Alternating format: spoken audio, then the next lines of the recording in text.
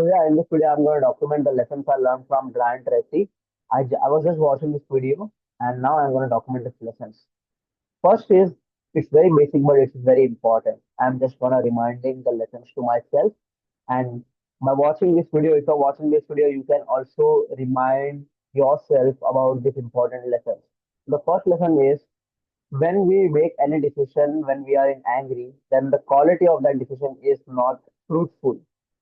That is because our brain works at its peak level. Our brain performs at its peak level when it is in the calm mode. So if we have to make a quality decision, then in order for us to think properly and to make the decision perfectly, we have to use anything that we have, any skill, any trick to bring ourselves from that angry mode to the calm mode. Because that's the reality that our brain performs at its best when it is in calm mode. So if you also want quality outputs from your decision, then make your decisions from the calm mode.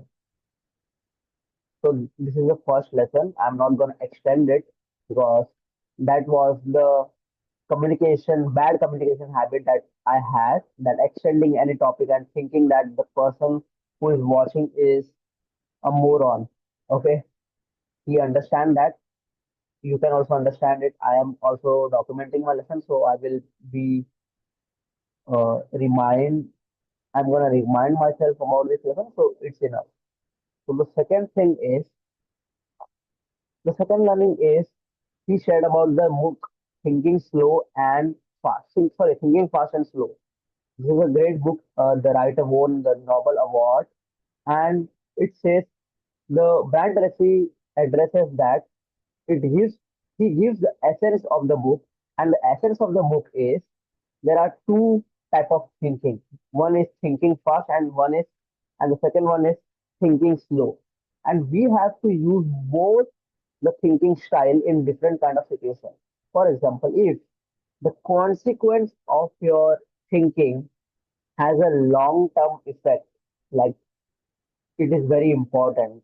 The decision that you are going to make is very important. For example, hiring a person in your company in a leadership position or marrying someone or anything else. It's very important type of decision that has a great number of consequence, a large number of consequence in it. So if the consequence of your decision is very large, then you have to adopt slow thinking, because the slower you think, the more perspective you will get and the better the decision you will be able to make. So if the consequence of the thinking has very important thing, then we have to adopt slow thinking. But if the consequence of the thinking is not very much, like choosing your dress for wearing it today or anything which is small things which has no consequence in your life, or it will not make any much impact. So for that we can adopt a fast thinking style. So that's how we should be adopting this kind of styles.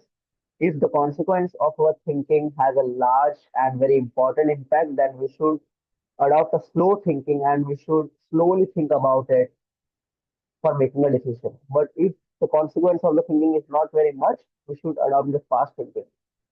The problem that people make as an entrepreneur, as a human being, is they use slow thinking when they should be using the fast thinking, and they use fast thinking when they should be using the slow thinking. Okay, so identifying the situation, that in that situation we have to adopt which kind of thinking style is very important. But people use a wrong thinking style in a wrong situation. So the takeaway is, according to the situation, adopt choose your style of thinking. Whether you want to choose the fast thinking and slow thinking, it will all depend on the situation and the consequence of your decision. That's it.